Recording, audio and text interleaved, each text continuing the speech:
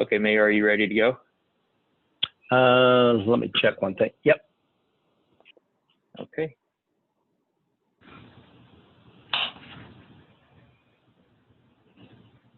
Good afternoon. I'm Mayor Jim Langfelder, Springfield, Illinois. Thank you for joining us for this Facebook Live. We're continuing our conversations with City Council members, and it's our fourth week of that, and it's been popular to get the various viewpoints of different areas of our community because, as you know, we are a mayor-aldermanic form of government, and it's good to have representation in other areas of town because one area of town might share the same concerns, but on the other aspect, they have different challenges. And today we do have Alderman Chuck Redpath from Ward 1, and then Alderwoman Doris Turner from Ward 3. And actually, Alderwoman Turner serves as my mayor pro tem as well. So serves as dual role and many other roles associated with that. So I'll do an introduction in a moment. And then we do have two guests, William Bishop, a young business person, as well as Doug Brown, our chief utility engineer, to bring that aspect as we go into phase 4, which will deal with recreational activities associated with the lake. So we thought that'd be a good mix to have. But as we move forward, right now we are in phase 3. Again, that's the outdoor seating is the main change with regards to what we're able to offer and services for our community. And phase 4 will come in the last week of June.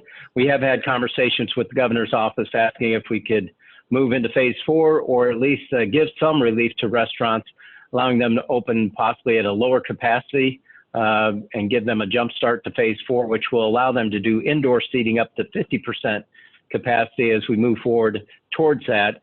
But, you know, the governor, he's taking everything into consideration. We really appreciate Governor Pritzker's proactive measures with regards to this pandemic, because if you look back where we were, you know, in March, April, May, the struggles we've had making sure that everybody remains compliant, as safe as possible, because that's all our jobs, whether you're the governor, legislative official, the mayor, or the council member.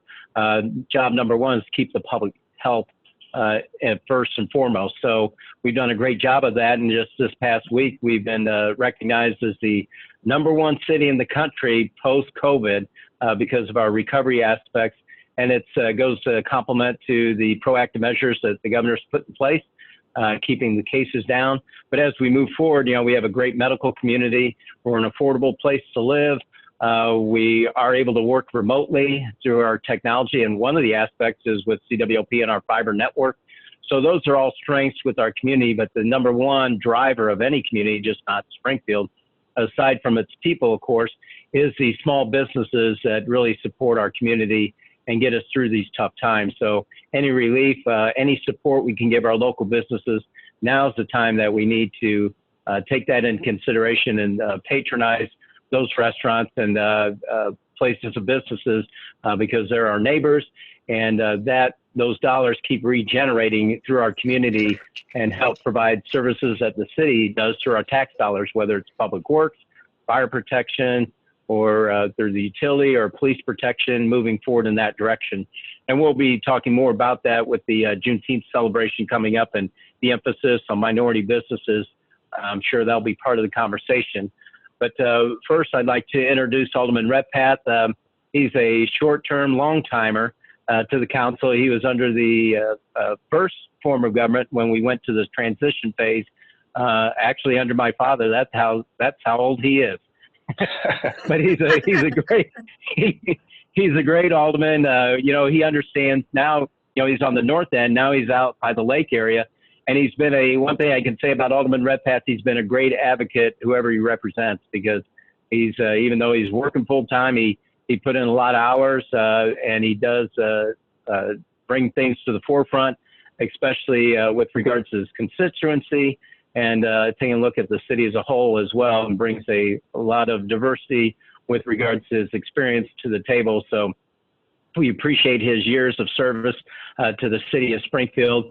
And so, Alderman Rhettpath, I'll just throw it to you and just ask you to kind of give us your viewpoint of what the coronavirus, how you've experienced from either a personal level, council member level, or however you would like to share with us the challenges you have faced in that capacity, and we'll move forward in that direction. But if anybody has any questions, again, you can submit those via the Facebook Live or email systems. Our email could do feedback@springfield.il.us. So Alderman Redpath, if you'd go ahead and do an introduction and whatever you'd like to share related to the challenges you faced associated with the coronavirus. Well, thank you, Mayor. Obviously, I'm Alderman Chuck Redpath. I grew up in the north end of Springfield and was the alderman out there for 20 years. And my wife and I moved to the lake, and my neighbors talked me into running it again. So now I'm representing the lake area in Ward 1. So very proud to do that.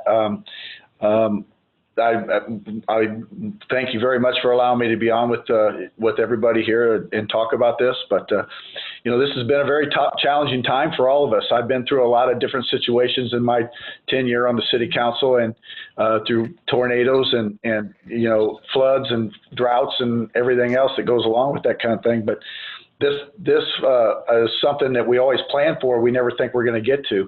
I've been involved in emergency management for most of my life and dealt with a lot of different things. And we always thought in the emergency management field that we need to plan for the pandemic. And everybody would always say, yeah, that'll never happen.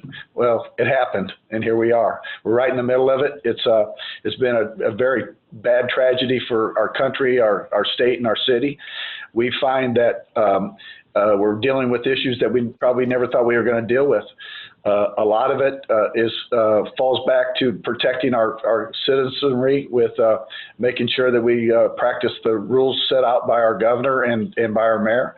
And I think that's been a job well done. The city council has supported Mayor Langfelder through this endeavor, and we all did what we were supposed to do by making sure that we're social distancing, by making sure that we all follow the rules to you know, cut the curve down so the hospitals would be able to accept the enormous amount of intake that they were going to have.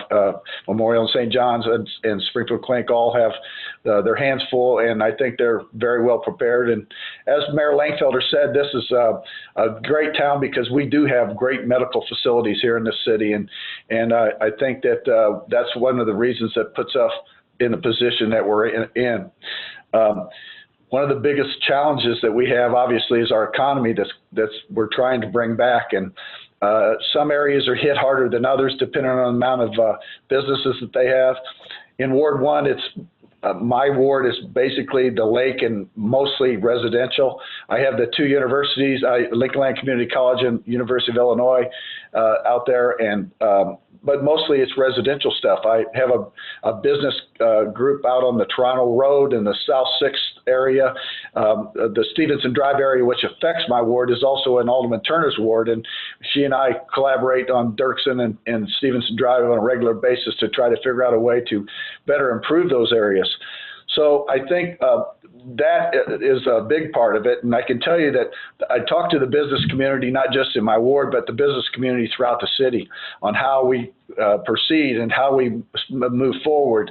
And that gives us an opportunity to bring back information to Mayor Langfelder and to the rest of the city council on how everybody's feeling. And I think that you're going to hear not just from me and Alderman Turner, but you're going to hear from the rest of the aldermen as they go through this process about the difficulties that it's been for these businesses. I have a lot of business owners in my ward that not necessarily all have their businesses in the ward, but they're business owners. So a lot of them call me and they're struggling. And we calculate that some of the businesses along Toronto Road that I represent, some of them aren't going to come back. It's just a situation on how we're going to be able to protect the public. Those buffet type style restaurants is one of the areas that's going to be a difficult area for us to undertake. And so they're going to have a hard time bringing them back, but they are struggling, but they are fighting. Everybody's fighting through this thing. And with the help with the PPP money that we got from the feds and some of the money we're getting from the state and the city throwing in money to help our small businesses, that's a big help for our economic side of what we're dealing with. As Alderman Turner and other people will probably tell you, as we get a lot of calls from residents, and this is an area where a lot of people have been laid off and they're struggling, and some of them are able to get their unemployment benefits and some aren't. I actually was able to reach out to our human resources area in the city and in the county to go help some families who were struggling, not making ends meet, or didn't have food, so that we were getting resources to those folks. And that's a heart-tearing situation when you have to listen to people that they're not going to make it, and that they're struggling. So that's the big impact of the Corona side of the things that affect my ward and the way that I proceed through how we're doing, how we're working through this problem. So, well, you want me to go down? Want me to go down the line here, Mayor, or what? How do you want me to do this? Yeah, what we'll do is I'll introduce Alderwoman Turner, and then she can introduce William Bishop, and then we'll go with Doug, and then we'll go through our questions. I appreciate that overview. And Alderwoman Turner, as I said, this is actually her third term, I believe, and representing Ward 3, and done a great job with regards to that, and also serving as my Mayor Pro Tem. And I know she's been active with community organizations, but also restaurants. So if you could bring that perspective and that challenge, I think that's an important message that people would like to hear. But if you could share with us from your perspective, either personally or from the being a council member, the challenges that you faced collectively as the area you represent and yourself with regards to the coronavirus. Sure. Thank you very much for this opportunity. I'm excited about being on here today with Alderman Redpath and others. As the mayor said, I'm entering my third and final term as Alderman representing Ward 3. Prior to that, I was on the county board for 10 years. So as a lifelong Springfieldian, it's really been the honor of my life to serve my community in this manner. And I really feel like I'm making an impact on things that will live on long after my tenure is gone. But I don't know, I might move out to Chuck's ward and follow in his footsteps. So Ward 3 is a very large and diverse ward. It's Stevenson Drive to the south, Sangamon Avenue to the north, Dirksen Parkway to the east, and even a small part of 7th Street to the west. And those are boundaries that touch portions of wards 1, 2, 4, and 5. And I've had a great opportunity to collaborate with each of the aldermen of those wards to make a significant impact on the city. As Chuck said, my ward is part of the older inner city neighborhoods, but as it's residential, but we also have businesses, mostly restaurants, that are on the Dirksen Parkway corridor, and the Stevenson Drive corridor has a lot of businesses as well. And I look at Ward 3 as the gateway to the city. When you come in on Stevenson Drive, South Grand, Cook Street, or coming in. So I really feel like that the nation, state, and city has been significantly impacted by COVID-19, and I know that the city is going to feel a tremendous impact on our city finances as we move along, and that impact is going to be there for a long time. But we'll find a way to work through it. We have a good team, and we'll find a way to work through it. I echo what Chuck said about the small businesses and residents that have been impacted. And really, if you look at it, small businesses are the fabric of our community. And each one of those small businesses is not only the small business owner, but all of those, individual frontline workers that are employed by those small businesses. They've taken a strong hit as well. One of the small businesses, restaurants that's in Ward 3 is really a mainstay of the Springfield community, is Boyd's Family Style Restaurant. And I really want to single them out as we're having this discussion about COVID, because even though their restaurant was closed and they were doing some drive-through, they really have been they've really embodied what our community is everyone working together, and we really are stronger together. During the entire month of May, even though their restaurant was closed, they worked through Helping Hands and fed the homeless each and every day during the month of May. And also, in conjunction with Boyd's and Chicken and Shrimp, Alderman Gregory and I, over 6 weeks, working with donors and other businesses, served over 3,000 lunches, distributed an untold number of masks and COVID-19 information. And I think the important thing about that is we did that with no grant funds. It was the city of Springfield residents and the East Side community. And the reason why I want to highlight that again is because oftentimes when we're having conversations about Springfield and people talk about the East Side of Springfield, it's always in a negative light. And there are a lot of great things that happen on the East Side of Springfield, and the way that we banded together to serve our community during COVID-19 is one of the great things that happened on the East Side of Springfield. There was also one Sunday where, which was led by Greater All Nations Tabernacle Church of God in Christ. Their senior ministry and other local donors that helped out was a senior feed where we actually delivered, I believe it was 150 lunches to seniors on that Sunday. So the importance of those activities is not only to provide a nutritious meal, but as we are sheltering in place, people lost that contact, so by those 3,000 people coming out on those Saturday mornings, that was an opportunity for them to at least get a glimpse of their friends and their neighbors and, wave and say hello and have those real short conversations. And that goes a long way to affect people's mental health and, and just their mental as well as physical well-being. So, and when I say that, I'm a Springfield City Alderperson. However, I'm also an African-American woman and mother and grandmother to African-American men and boys. And I am deeply affected both personally and professionally by the ongoing acts of violence perpetrated upon African-American men by law enforcement for no other reason than the color of their skin. And there are multiple systems that must be evaluated and when necessary, overhauled to address these issues. I do want to speak to Springfield and how our young people have really stepped up with regard to the ongoing issues of violence around our community. I really have to give a shout out and acknowledgement to Black Lives Matter and Sunshine Clemens and her team that put together a 3,000 car procession through the city of Springfield.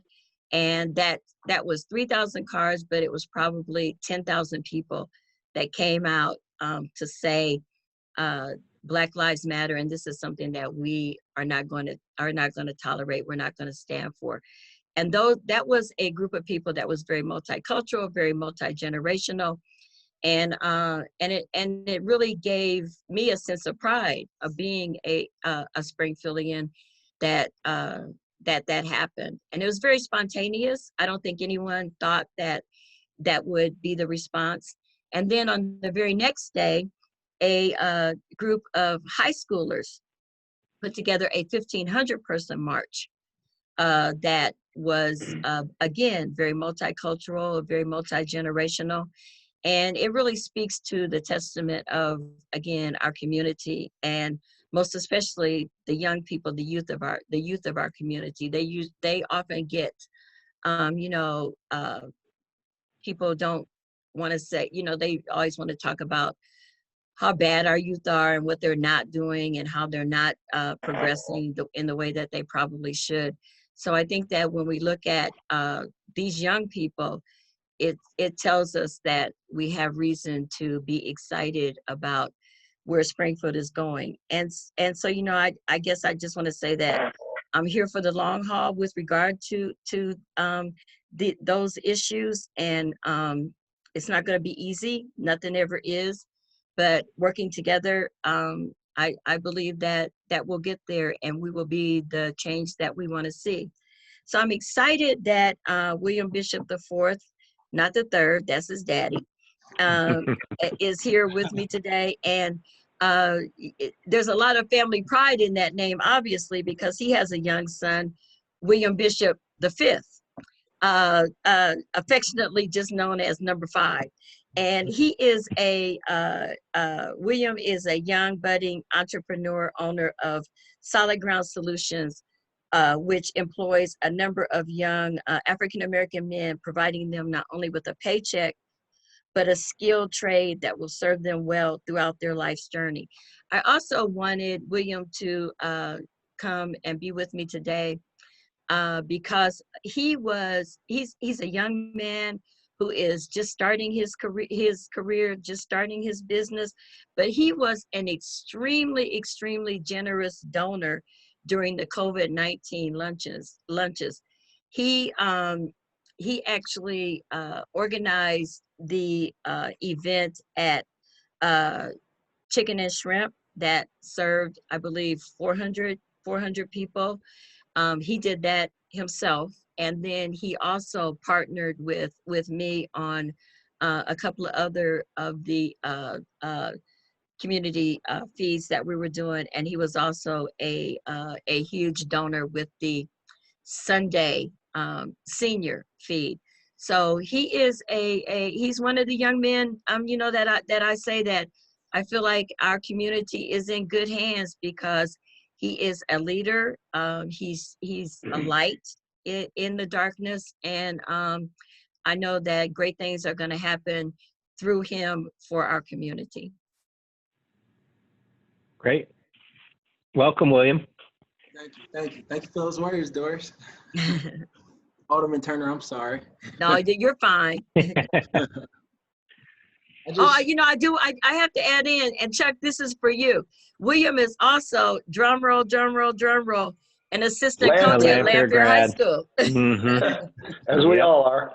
And I've known William, Mayor, I've known William for a while. He worked with me at the Memorial Hospital for a while, and what an outstanding young man he is. And I know that with his drive and everything, he's going to make he's going to build a great business. And we support you 100%, William. You're an outstanding young guy.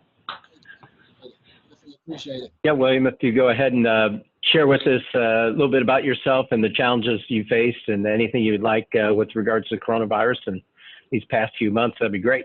All right, yep. Well, Thank you. My name's William Bishop IV. I'm the president and CEO of Solid Ground Solutions Incorporated. We specialize in project management, interior demolition, post-construction cleaning, and just all around cleaning services. We're with Labor's Local 477. So all of our guys are trained union members.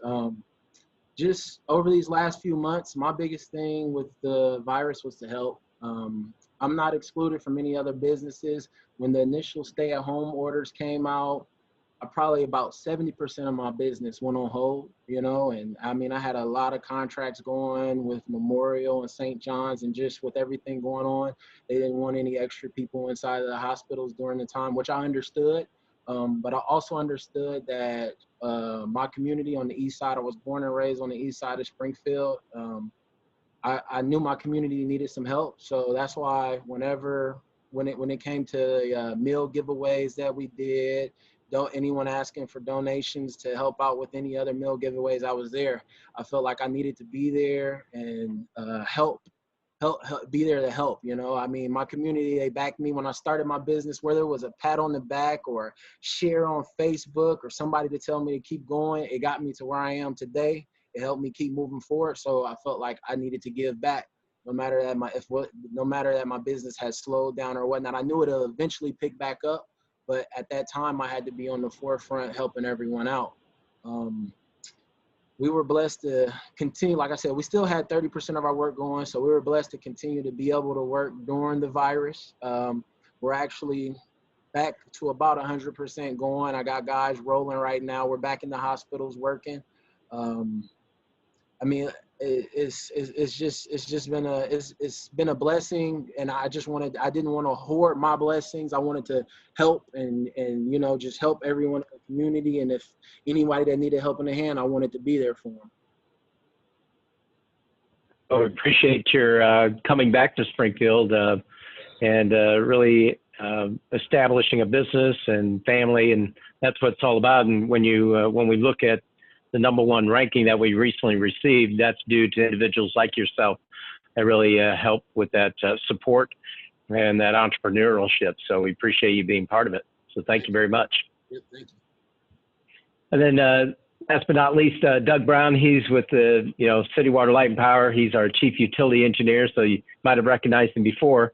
So Doug, if you would kind of talk to us a little bit about specifically on the water side, because we've gotten a lot of questions with regards to the lake and access, with regards to that and any type of restrictions that might be in place. So anything you'd like to share with regards to that or something else with the utility, we'd appreciate it.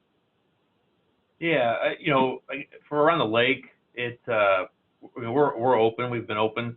Our playgrounds, of course, were closed for a period of time, but they're open now. Our restrooms around the lake are open for all our parks. The lake itself, though, I mean, there are some rules that we're trying to follow the governor's order with basically, up to 10 people per vessel or per boat in the same boat. We're trying to make sure we keep boats though apart so they're not big large groups gathering together, tying the boats off together. So we don't want that to occur. We want to keep boats apart at least about 35 feet. We do have people patrolling the waters. So they're looking for those kinds of things to try to break up, parties on the lake, I guess you could say.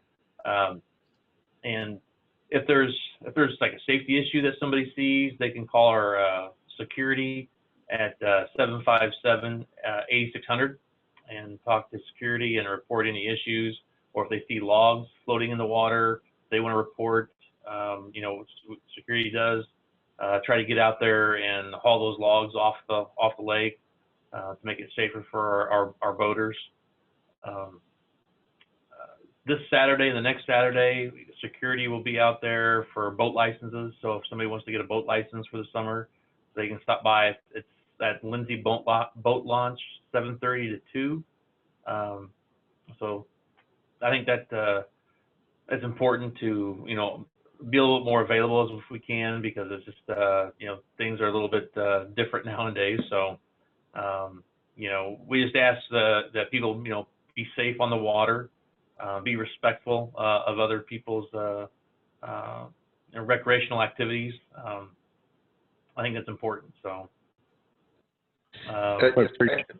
If I could interject, Merritt, I just want to thank Doug and his team for, when we all got locked up and had to stay in our homes and couldn't go out anywhere, there was still a venue that people could come out and go fishing and boating as long as they followed regulations, which really relieved some of the stress. And there was a lot of people on the water earlier this spring because it was the only relief they could get, because they could go out in the boat and not have to worry about too much because they were social distancing, only a couple people per boat. But it really helped. Seen a lot more people fishing around the lake than I've seen in a long time because it is an easy avenue to get away and get out during the Corona situation. So thank you for your team's work out there, Doug, and we appreciate what you guys do, and let's try to keep all those power plants open, okay? We won't go down that road today. That's too big of a subject matter. That's a good plug, Chuck. Good plug, Chuck. But one thing I would like to come in the form of a question is, as we move forward, we're opening up businesses and moving in that direction. And the challenge is with regards to keeping everybody safe.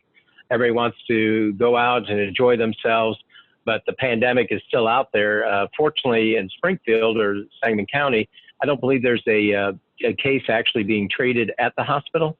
I think we're about 5% positive testing happening. So our region is pretty strong, but when you look at other areas throughout our country that have opened up, they're seeing a resurgence of the coronavirus. So I guess I'd ask each person their viewpoint, and there's no right or wrong answer to it. But with regards to the norm now is, especially as we go into phase 4, is to have keep your social distancing as much as possible. But if you can't, wear the face coverings. And I've been out in public where you see that's not happening as much. But how would we, in all age levels, how do we get people to be more compliant or more conscientious about that? Because as we know, there's no vaccine yet, and that's the kind of the worry. Is the best way to prevent any resurgence is by keeping those parameters in place, or as much as possible. And I know there's different viewpoints where people might not think it's in existence, and time will tell, because we are opening up the businesses and having other activities where we will see, I believe, in the next week or so, if there is any cases happening here locally. But if we start with, why don't we just go around reverse order? I don't know if I'd start with William Bishop, if you'd like to give your viewpoint on that as far as the coronavirus and ways that we can, get people to be more conscientious about it, or maybe you think it's fine the way it is, but anything you'd like to share from that aspect of compliance or keeping people safe as much as possible.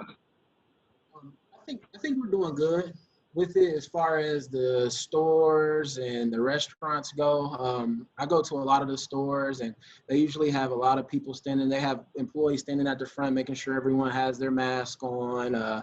As you go in, I see a lot of people get disgruntled about turning or not having a mask and all. You know how that goes. But I see a lot of people get disgruntled about having to put a mask on or whatnot. But right now, I think it's just about staying safe. We just need to stay safe and be conscious of it until we get a vaccine or whatnot for it. We got to stay safe and keep going by all the parameters set in place, the 6 feet distancing, keeping your mask on and when you're inside. Just getting that information out there to people and letting them know that even though we're in phase 3 and we can move around a little bit more and it's not a real stay-at-home order, we still need to stay going by those rules and those parameters or whatnot, and just stay safe. Keep the what me and Doris did, keep this mornings safe shopping for our seniors.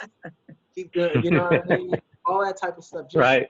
Yeah, just still go by the same stuff that we had going on during the stay-at-home order, as far as when you're outside the house. But just stay conscious of it. That's how I feel.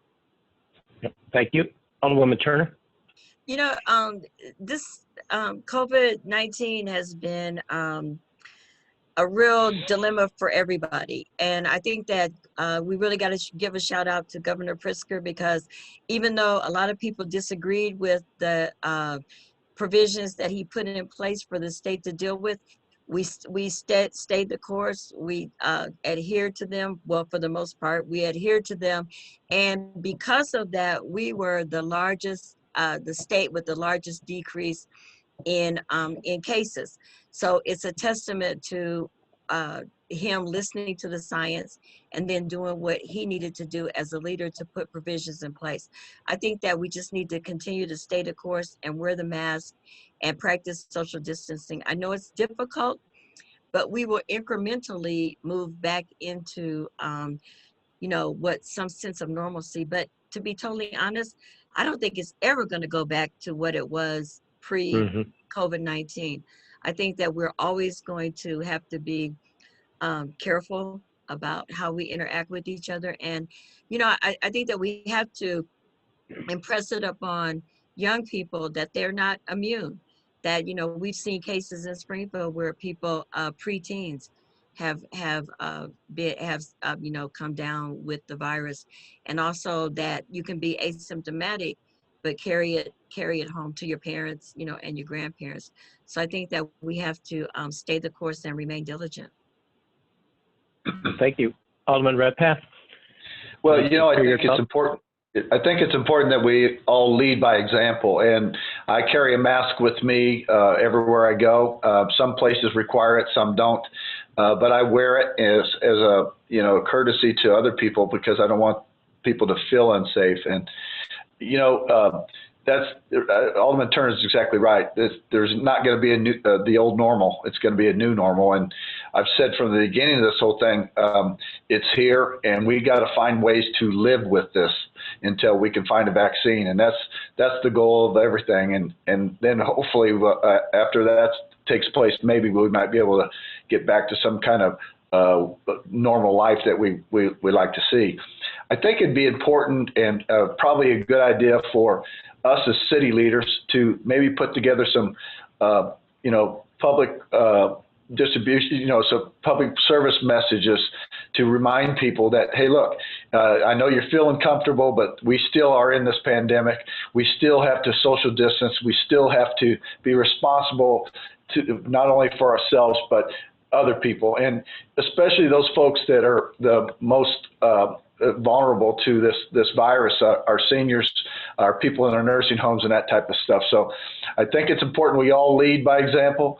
I would really encourage us to put together public service announcements that would remind people, as Alderman Turner said, the young people, I don't know that they're getting the message. So we got to find a way to reach those folks to let them know that, look, we're in a lull right now, but this could come back in the fall when things get a little bit different. So we got to keep our mind focused on staying safe. I think it's very important. Yeah, Chuck, you raise a good issue about doing the videos and things that people can, visuals that people can see. I know that William did a generational video with his grandmother and his brother, Xavier, where they encourage people to not utilize the early shopping hours and leave those to the seniors. So it was a really good video. And if anyone wants to go back on, I'm quite sure it's still out on YouTube. So we really could do more of that because, that's the way people learn, through visuals. Yeah, it has to be front of mind on a regular basis, ongoing basis. So appreciate that. And I guess, Doug, if you would share your insights with regards to the workforce, of course, the utility and the challenges you have with regards to that. If you could just give some of those challenges, I think that'd be helpful because that's an ongoing process, and how you keep the workforce safe, as Alderman Rhettpath said, so we can keep the lights on. You bet. Yeah, that's the key point, right? I mean, we want to make sure our workers are safe, and I think if you look at it, we've done that. We want to try to, we started out keeping employees at home while some were working, rotate those people through, and people were like, well, why are you doing that? And when it comes down to if we had a tornado or some kind of a disaster where we need all hands on deck, we don't want a majority of our workforce sick where they can't come to work, and we can't restore power or water to our citizens. So it's imperative that we really make sure we take care of our workforce. And if you talk to a lot of our employees, you could gauge it right from the start that they were fully on board with us, changing some things, being more adaptive to maybe slightly changing their hours a little bit. Also to kind of stage start times and end times, so that way we could create more social distancing. We got to a point where we could, throw everybody in a mask and they could be closer together, but that's not really, the best way to handle it. So, creating that social distance, I think, is a key part for any business, not just utility, but really the whole city as a whole, I think, is for the government has done that pretty well in handling this pandemic. Well, thanks for that. And we will stay on the subject of projects associated with that. One of the things we did receive is some government funding of around $800,000, and a question did come in as far as when we'd start accepting applications associated with the block grant portion of that. And so it's in the main components. One is for business assistance, and it needs to be approved by HUD, but we are having banks participate where we're creating a loan pool of funds up to, I believe it's $25,000 for those businesses that have been impacted by the coronavirus. There will be some grant opportunities We have heard preliminary that HUD is accepting of that program as well as the rental assistance one, which will have, I think, assistance up to $1,000 for 3 months rent. We're working with the Urban League, actually have a meeting with them later today to administer that program for us. So I think by July 1, we will have that in place. Hopefully it'll be a week earlier, as soon as possible. But we do have one authorization from HUD to receive in order for us to receive those funds. But I guess I'll start with Alderwoman Turner and then go through the Alderman.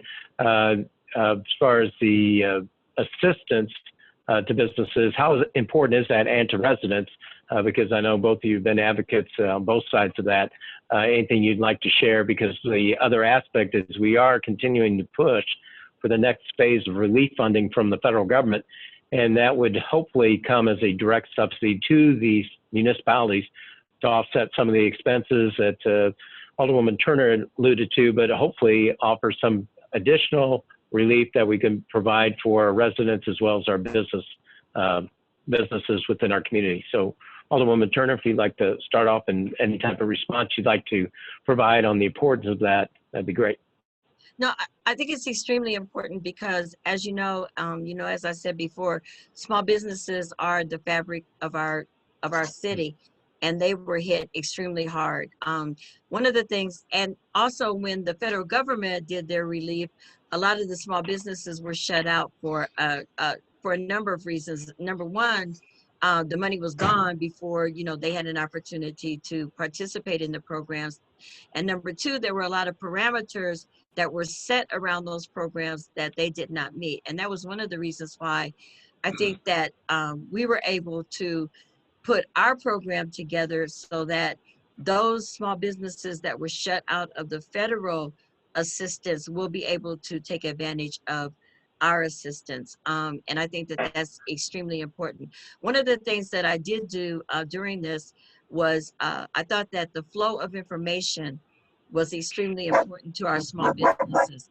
And so there were some that I knew, and then I sent out something on my Facebook page that said any other small businesses that wanted to be part of that listserv, let me know. So when information would come in from either the state or the federal government on what avenues that were available, I would immediately get that information out, because the flow of information is what's important. So we did that, but then again, I heard from these small businesses that a lot of them said that one of the things that shut a lot of them out was that the federal government required them to be in business for a specified period of time. And so you had some that had been in business like for a year that were, they were doing all the right things, but this, just hit them hard and put them at a standstill. So I am excited about the fact that the plan that the city has in place sets that at 1 year. So I think that it will be of monumental impact to the small businesses in Springfield because of the way that we put that program together. Great. Alderman Redpath?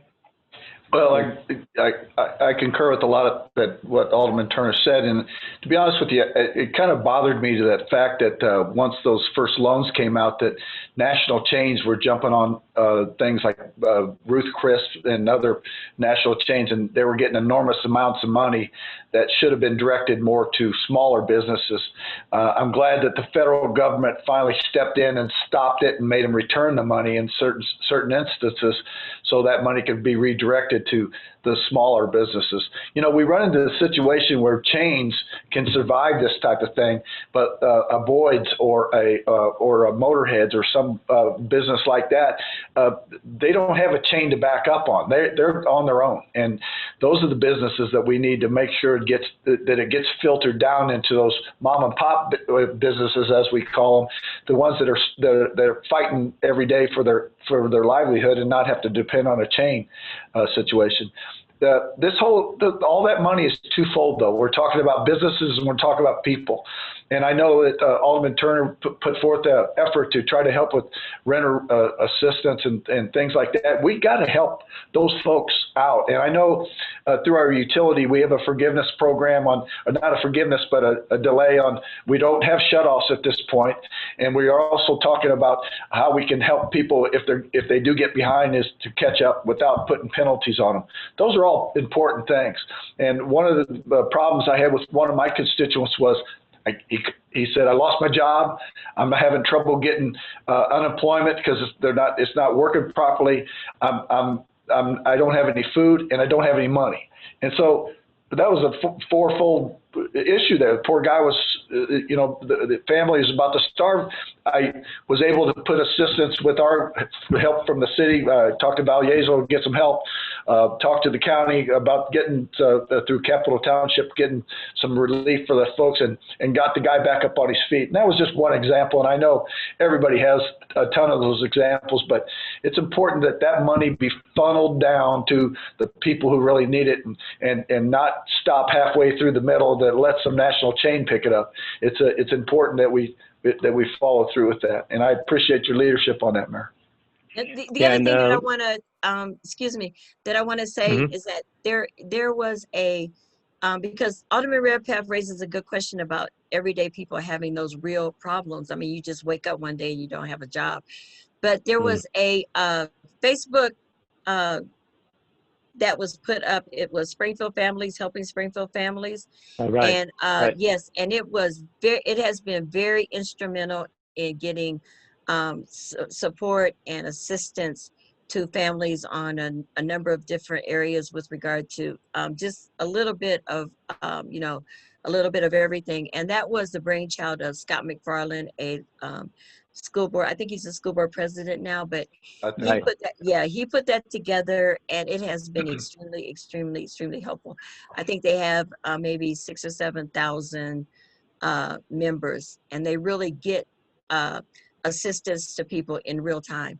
So I would encourage anybody who is having a problem, because the problems are still out there, if you to go to that site.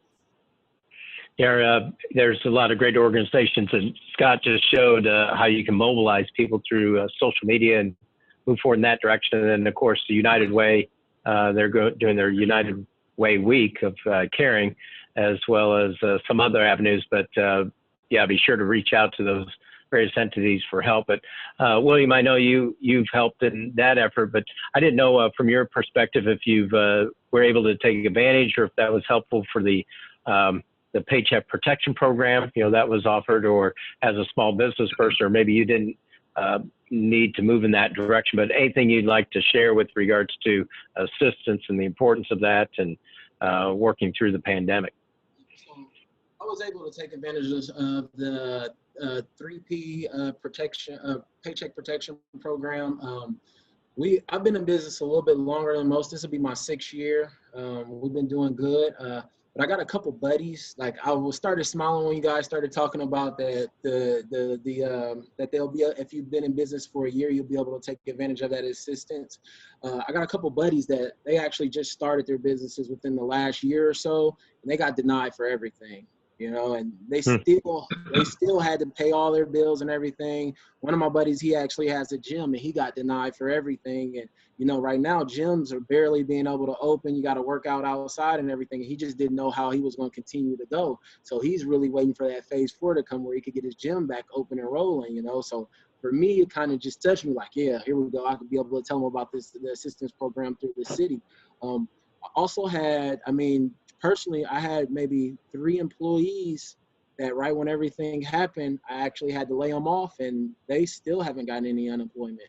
They've been steady getting denied, which we don't know why, but some assistance for them would be great, just to help them out, and just what you guys put together a program through the city that'll help out the little guys here in town. That's perfect. That's great, and I thank you guys for that. Yeah, and on the any questions related to that, as I said, hopefully we'll have it within the next 2 weeks.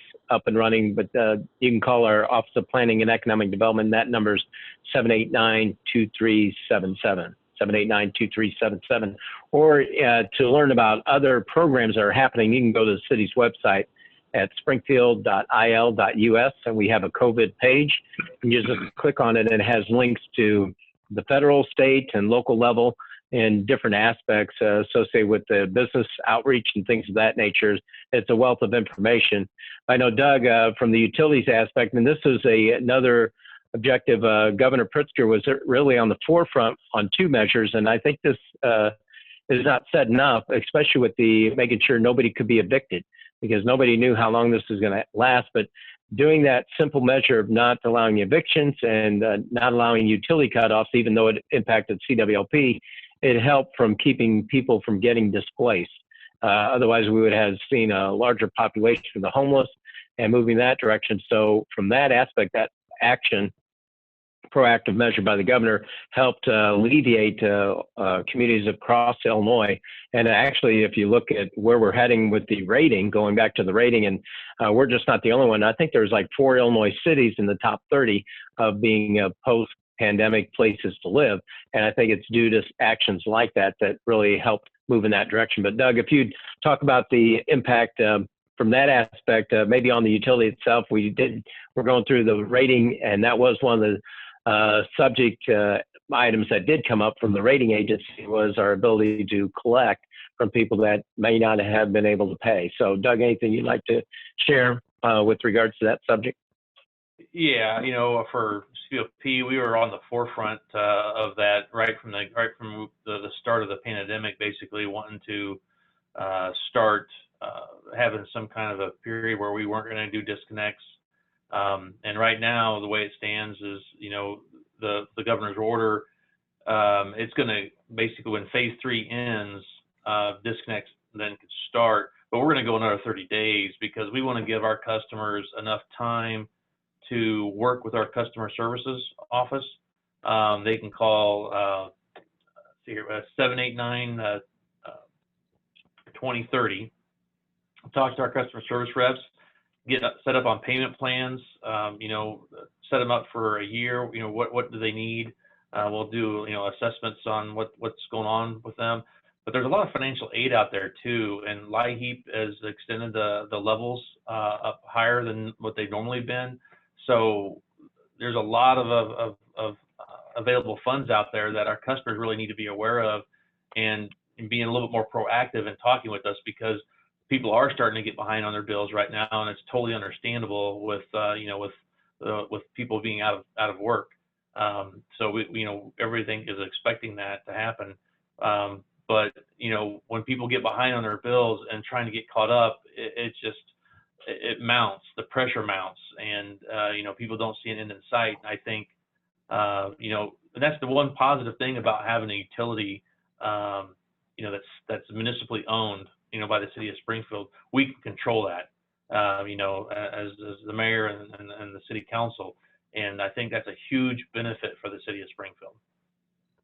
Yeah, without a doubt that as we move forward post-pandemic, that'll be crucial, especially with technology and the fiber. Going back to that, that's one of the areas of importance that will help all communities. Those are strengthened by it, and a lot of people might not realize it, but CWLP, we have our own fiber network ring, and we supply it to the schools, to the hospitals, and it helps a lot of different entities be more reliable just based on that infrastructure. So it's just not the lights or the water or the electricity, it's that fiber network as well. And we're not in competition as much with the, with the Comcast cable and others of that direction, because they provide that direct service to residents, but we're looking at the future and moving in that direction. But we do have 2 project questions coming in specific for the ward. So one, I know this is specific to Alderman Redpath, because it says, when is construction planned to begin and complete for the Hilltop Road bike path and sidewalk? So Alderman Redpath, would you like to share any insight or your opinion? I know what your opinion is, but he's a great advocate with regards to Hilltop. We always hear it. So, but go ahead. Well, obviously, if you'd like to weigh on the importance of that. It's one of the most important issues going on in Ward 1. It's been a safety issue out there for several years, about 20 years. And as you know, Mayor, and Alderman Turner knows, funding's tough to come by, and we've been trying to get money to completely redo that road, and we just can't get to that point. I think that we're going to probably phase in here in the next couple of years for the road, but we were able to put together the engineering, and now we've got the funds to do the bike trail to try to get the people off the roads, because the people walk on that road, people drive their bikes on the road just to get down to the Rochester Trail, and it's been a very dangerous situation for years. So the mayor has signed the contract for the construction, and we look for the construction to start here within the next 30 days. And believe me, I put it out to my neighborhood associations on the website, and my phone blew up. People are so excited that we're finally getting to the point where this thing's getting built. So thank you, Mayor, for your efforts. And I know we even went to Washington, D.C. to talk to our congressional delegation, and they kind of said, whoa, that's a little bit above our. But the bottom line is that it's been a long process. And when you take on a project like this and fight for it for as long as we've been fighting for it, it's really a wonderful time now that it's about ready to be constructed and bring a safe avenue for those folks that live out there. Yeah, there's roads in all wards that are that realm.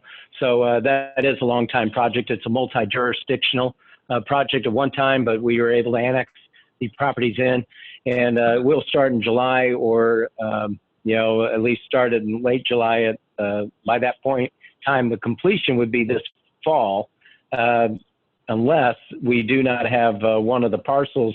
It's not within the city, so hopefully we don't have to go the condemnation route, because if we do, then you have to go through the courts, and it's important that hopefully we can alleviate that and don't have any hiccups with regards to that construction. But the way it looks, I'm reading it, says we'll start, like you said, in July, and then hopefully have it all completed later on in this fall, because it's badly needed, especially with the sidewalks, things of that nature. And then Ward 3, the one we have, and Alderwoman Turner has brought this up in different aspects, but it's regarding TIF home improvements, and expanding that to include like fencing or patios.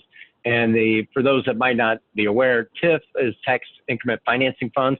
It's for an area that's been designated to help increase the value of properties.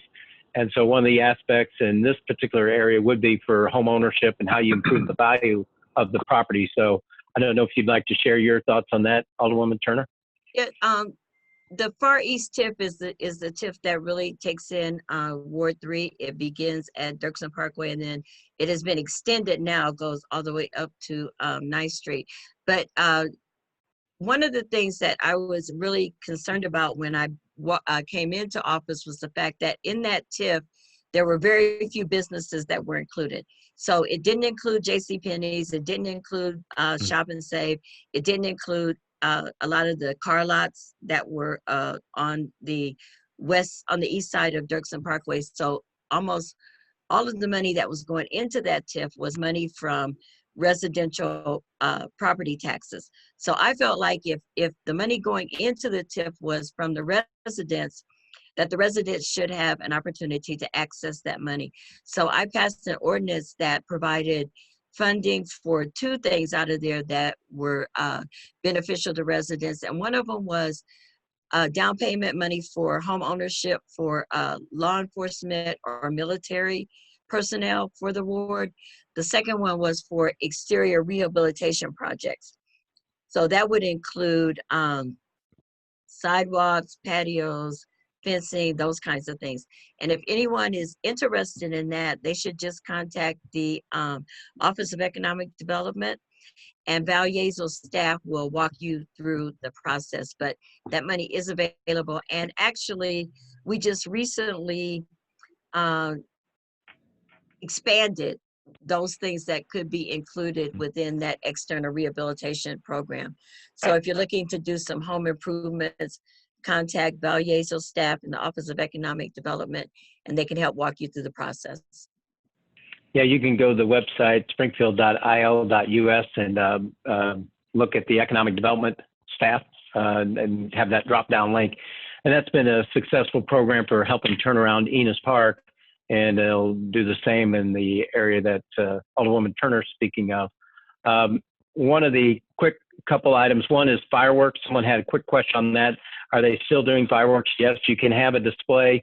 You can call our fire department they have to come out and review the area that you're looking to set up the fireworks. Of course, the crowd limitations would be come into play at that time. Of course, July 4th would be less than 50 people, but we ask that you keep common sense parameters in place with regards to face covering, things of that nature. But you can contact our fire department, and that number would be 789-2170, 789-2170. And then let's see, the last question, then I'll ask for a quick wrap up with regards to, well, two things. One, Lake 2, since Alderman Redpath brought it up with regards to pandemic, it was a 100-year pandemic. Well, Lake 2, it's a 100-year drought.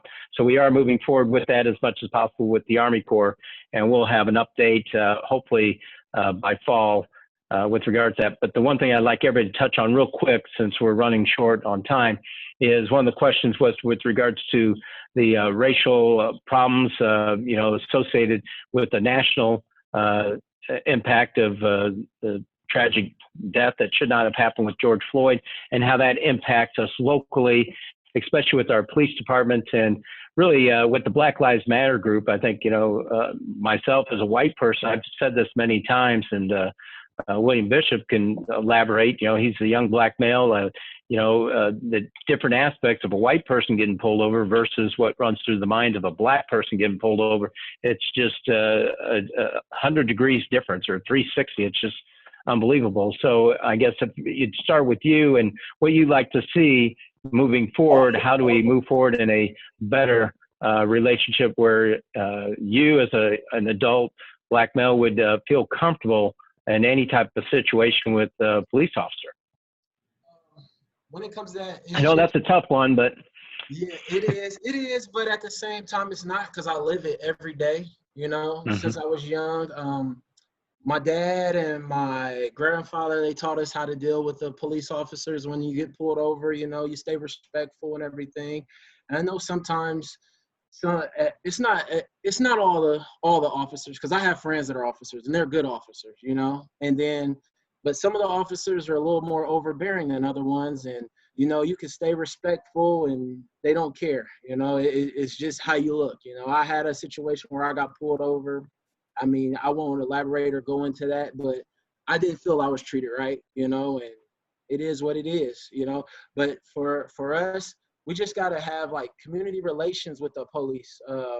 Just got to get out there, get to know them, start talking to them more. They need to come out in the community and talk with us instead of thinking we're doing something and riding around. Just, we got some officers that just ride around and pull people over on the east side, and I don't think that's right. I think it's protecting and serving, not pulling over and searching, and I believe that's one thing that we gotta work on. I mean, to this day, I know I'm not doing anything wrong, but for some reason, whenever I see a police car, my gut drops still. Am I gonna get pulled over?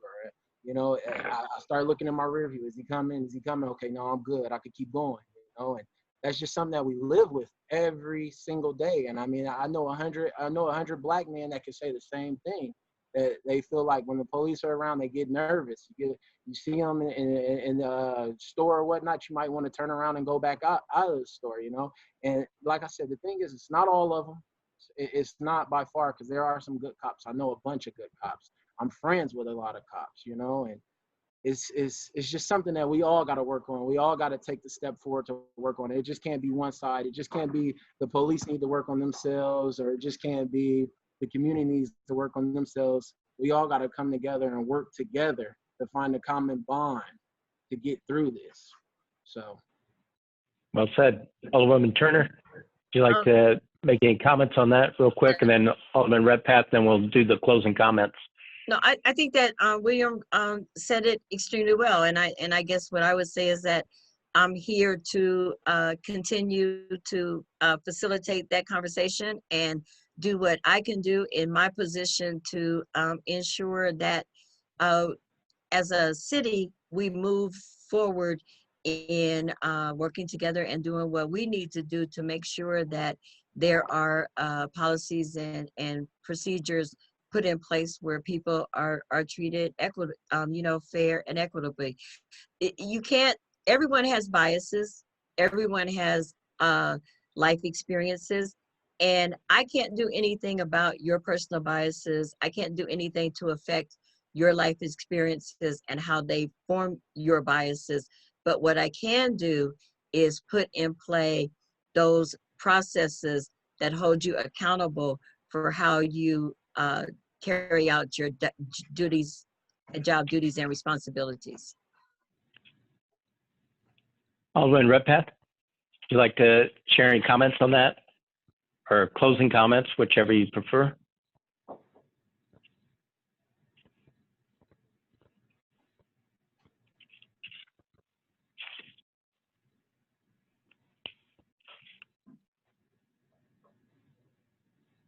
Hey, Chuck, we can't hear you. I don't know what. Oh, there we go. Sorry about that. I was muted. So, I'm quite sure what you said was very. I'm quite sure it was very profound. Everything you said. Well, I regress. I'm sorry about that, but I was a police officer for a lot of years. Over 35 years, I was through the Air Force and then state law enforcement and that kind of thing. And no police officer that has any quality can condone anything that happens like that. Profiling people to be pulled over is not acceptable.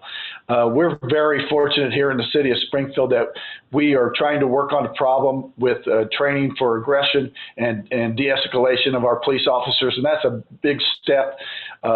Chief Winslow has done a great job with his outreach programs to try to improve relationships, and we gotta find a solution to this, because this is ridiculous. I have as many African American friends as I do white friends, and Doris Turner and I have been friends for a long time, and I will never accept somebody treating anyone differently than that. It's just the way it is. So, and I think this is a kind of a gut check that all cities have to do with their police department. And for myself, it's just not the police department, it's all departments. How do you make sure that there's not racism internally or externally within our community? And so, we're the home of Abraham Lincoln. So we can set that bar high, and that's what we intend to do and move forward in that direction.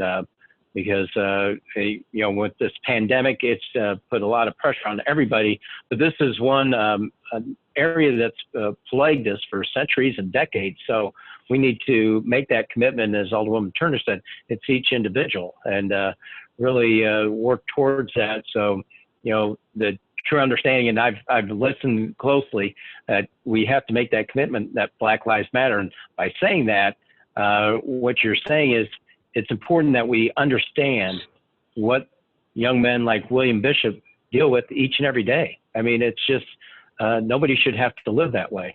And that's how we intend to provide services to the general public from the city's perspective, but it's incumbent upon all of us within the city to make that happen. So with that, if we have closing comments from each person, that'd be great. And Doug, sorry I short-sighted you, so I don't know if you want to talk about Lake 2 or anything real quick, but we appreciate you participating, and we'll just go around William Bishop, then Alderwoman Turner, and then Alderman Rhettpath.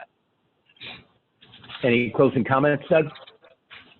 Yeah, I mean, I think what we've accomplished so far as a city through this pandemic, and through even the issues that we've seen here more recently, I think the city should be proud overall of its efforts. So and as far as the utility goes, I think our employees have really got behind the utility and the city, and trying to provide really good customer service, even though the situations aren't ideal as we have liked them to be.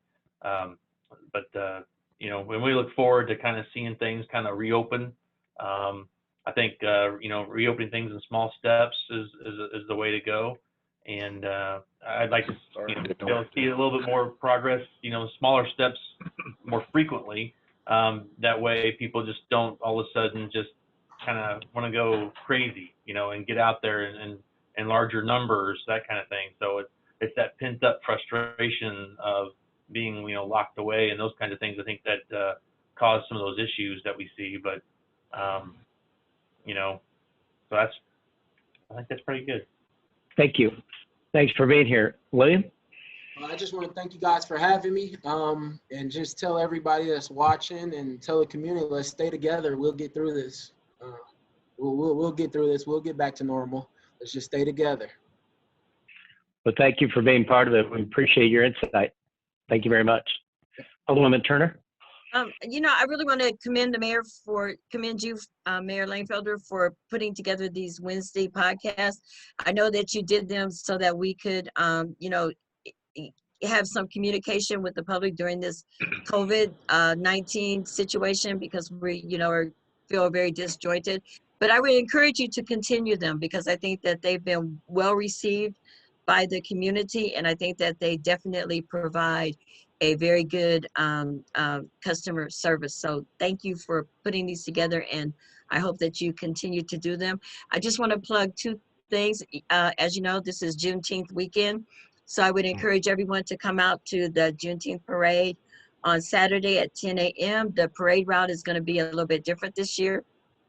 It's going to start at Comer Cox Park and then proceed down Capitol to the state capitol.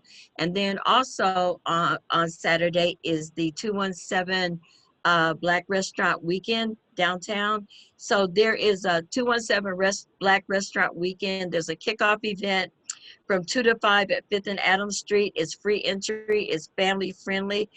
Capitol Sound will provide loud music. And then we encourage everyone on Saturday to patronize our local Black restaurants. And there is a list of them, if you're not familiar with them, on Facebook and also on our website. So thank you again, Mayor, for providing this opportunity. Yeah, real quick, I know one's downtown Anchors Way, and can you list the restaurants? Boyd's Family Restaurant, Miss D's on 11th, and there's a couple others. Oh, there's Nikki's. Yeah, there's Nikki's on South Grand, and right. MJ's Fish and Chicken on Enos. Great, thank you. Alderman Redpath? Mayor, I'd like to thank you for putting this together. As Alderman Turner said, this is a big deal because folks needed to hear from all of us, and this has been very informative to our constituents in the city. And as William said, we all are going to work together to get through this whole situation and get our economy flying again, and just become a good family that we are. I love this city, and I appreciate your leadership, Mayor. Thank you. Well, thank you. I appreciate both Alderwoman Turner and Alderman Rhettpath for not only joining us today, but your service on the council. It's a thankless job at times, especially during a pandemic. It's hard enough without the pandemic and everything else going on, but it has challenged each and every one of us. But I think, as William had pointed out, it's important that we all work together, and all of you have pointed that out. And Doug, thanks for being part of this. And what kind of brings everything together is a local artist, some of you may not realize, was actually awarded a national recognition of a contest, and that was Michelle Smith. And she did a poster, a rendering of her son. Just during the pandemic, it was a polo project, and it was for COVID-19 relief efforts. And so the proceeds from the sale of the printed T-shirt will go for relief funds. But you can tell she's a great artist, but it hits a number of things. As you can see, it's a young black male when we're talking about the civil unrest and Black Lives Matter. He's being socially responsible with the face covering. And then here's the T-shirt. So I'd encourage everybody to go on and, let me get it right. Yep, there we go. So it's a great looking T-shirt. We will have information on our website at springfield.il.us. So if you'd support that, that'd be great. And we will hopefully have Michelle on at one of these points, but it shows that we do have a great talent pool, whether it's businesses or entertainment or in this case, it's with regards to artists.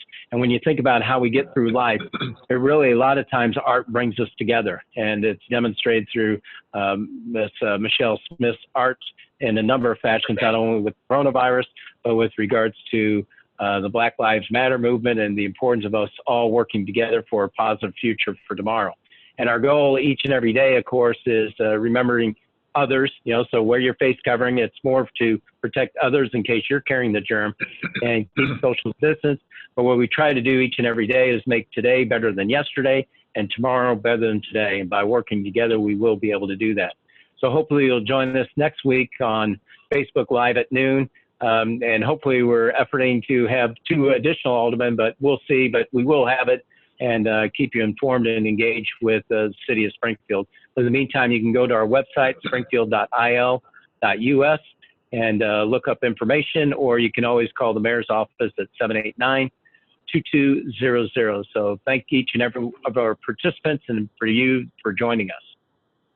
Thank you. Yep, have a good day.